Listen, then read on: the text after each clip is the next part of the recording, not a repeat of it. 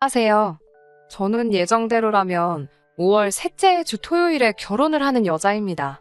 나이는 20대 중반이고요.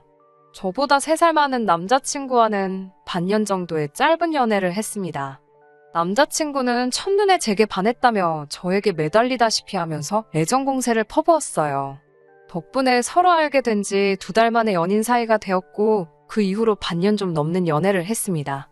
사실 이렇게 빨리 결혼식을 올릴 생각은 없었는데 어느 날 갑자기 남자친구의 아버지가 곧 회사에서 명예퇴직을 하실 예정이라 하시면서 어차피 결혼할 거면 좀 일찍 하면 어떻겠냐고 하셨나 봐요. 그래도 현직에 있을 때 아들이 결혼식을 올리면 좋겠다고요. 솔직히 친정부모님은 이 부분을 굉장히 마음에 들어하지 않아 하셨지만 그래도 남자친구가 주말마다 찾아와서 인사드리고 노력한 결과 이렇게 속전속결로 결혼 준비를 하게 되었네요. 저는 대학교를 1년간 휴학하면서 공무원 시험을 준비했습니다. 그리고 그 이듬해 7급 공무원 시험에 합격할 수 있었어요. 그 이후로 처음엔 대학교는 취업계를 내고 일을 하면서 천천히 졸업을 할까 고민하다가 자퇴를 하는 쪽으로 마음을 정했습니다. 그 이유는 저희 집 경제 사정 때문이기도 했습니다. 아버지는 예전에 공사장에서 일을 하시다 무릎을 다치셨는데 제때 치료를 받지 못해서 지금도 거동이 불편하십니다. 그나마 어머니가 노래 강사로 동네 복지관이나 문화센터에서 수업을 하시면서 벌어오시는 수입으로 저희 세 식구가 생활을 하고 있었습니다. 그렇기에 공무원 시험까지 합격한 마당에 등록금을 쏟아부으면서 대학을 다녀야 할 이유가 없더라고요.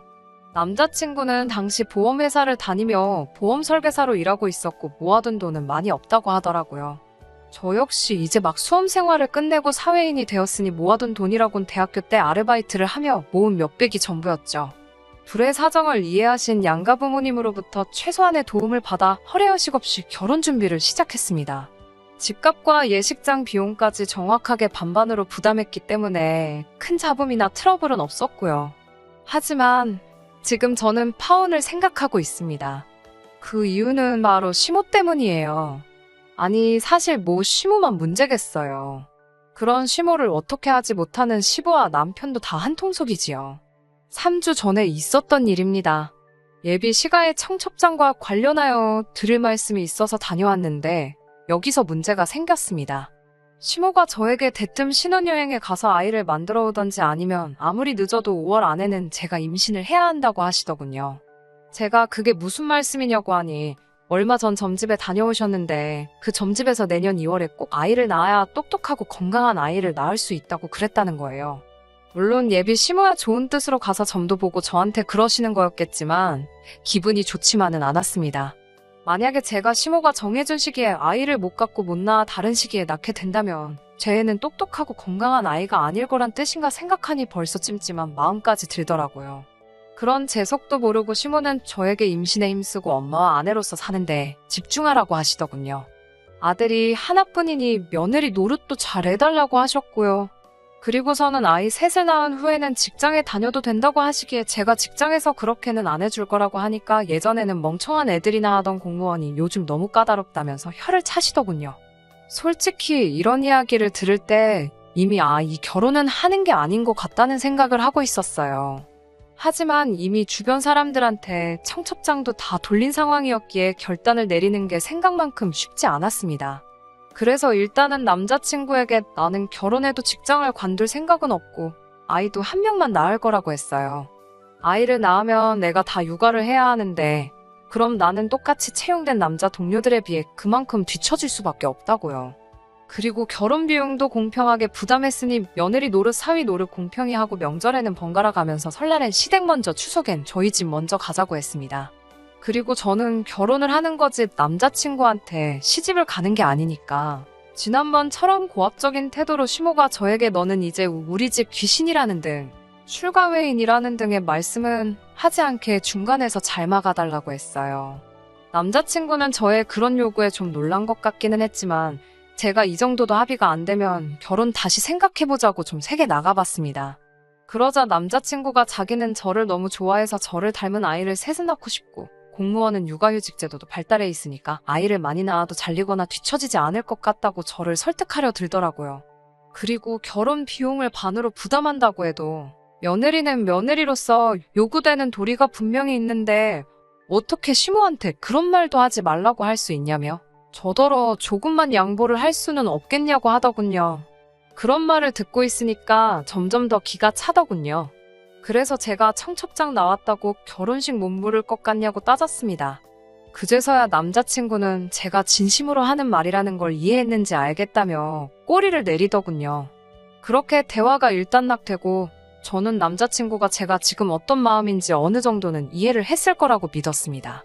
약속한 대로 시모한테도 제 뜻을 잘 전달했을 거라고 믿었고요. 그렇지만 제 기대가 너무 컸던 건지 시모는 전과 달라진 게 하나도 없었습니다. 오히려 다시 한번 저에게 제가 왜 파혼을 해야 할지 결심을 세우게 만들어 주었습니다. 시모와 시부는 저희 부모님에 비해 나이가 10살 정도는 많습니다. 저희 부모님은 결혼을 일찍 하신 편이었고 시모와 시부는 당시 시대를 고려했을 때 늦게 하셨거든요.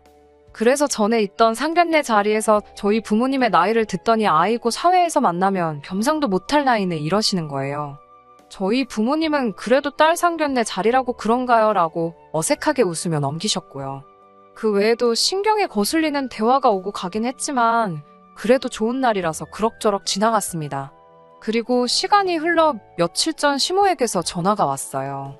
시모는 뜬금없이 너희 어머니 일요일에 바쁘냐고 물으면서 너희 어머니랑 너랑 일요일에 여기 동네 좀 와라 이러시는 거예요. 그래서 제가 무슨 일이냐고 하니까 좋은 일 좀 하라고 부르는 거니까 따지지 말고 오라면서 늦으면 안 된다고 신신당부를 하시더군요. 시모는 저에게 문자로 주소를 보내면서 여기로 늦지 말고 11시까지 오라고 했고 저와 친정 어머니는 혹시나 차라도 막혀서 늦을까 걱정되어 아침부터 서둘러 집을 나섰습니다. 도착하고 보니 거긴 게이트 볼장이었어요. 여기로 저랑 친정 어머니를 왜 부른 거지 생각하고 있는데 시모가 도착을 했습니다. 안 늦게 잘 왔네 그러더니 저더러 오늘 여기서 게이트볼 경기도 하고 장기자랑도 하는 날이라고 그러시는 거예요. 저는 그때까지도 솔직히 시모가 무슨 이야기를 하려고 하는 건지 알 수가 없었습니다. 그런데 시모가 저희 어머니를 보면서 노래를 그렇게 잘한다면서 왔으니까 언니 오빠들 좋아하는 트로트 몇 개 좀 뽑고 가 분위기 좀 살리게 이러는 게 아니겠어요. 저희 어머니도 저도 너무 어이가 없고 놀라서 제가 시모한테 지금 이건 경우가 아니지 않냐고 따졌어요. 그러자 시모가 저더러 너는 제정신이냐면서 어떻게 며느리가 시모한테 말버릇이 그게 뭐냐고 그러는 거예요. 그러니까 저희 어머니도 나서서 아직 결혼도 안 시켰는데 무슨 며느리냐고 그러면서 그리고 네가 뭔데 나를 불러서 노래를 하라 말아야 나이를 먹으려면 곱게 먹어 그러시더군요. 그러니까 시모도 지지 않고 저희 어머니께 나이도 한참 어린 게 어디서 반말이냐면서 내가 너더러 공짜로 노래하랬냐고 돈 줄 거라고 그러는 거예요. 저희 어머니가 집구석에 돈이 얼마나 많다고 돈 타령이냐면서 그 돈으로 약이나 사 처먹고 정신 똑바로 차리고 살라며 악을 쓰시더군요. 이 모든 게 제가 그 모자란 인간이랑 결혼을 한다고 들어서 그런가 싶어 더 이상 단 1초도 더는 그곳에 머무르고 싶지 않았어요. 그래서 시모에게 나이값 좀 하시라고 소리를 치고 친정 어머니를 모시고 뛰쳐나왔습니다. 그 길로 남자친구에게 전화해서 너는 니네 엄마 때문에 죽어도 장가 못 갈 거라고 쏴붙이고 전화를 끊어버렸습니다. 무슨 영문인지 몰랐는지 남자친구는 몇 번이고 다시 전화를 걸더니 어느 순간 멈췄더라고요. 아마 지네 엄마한테 들었을 거예요.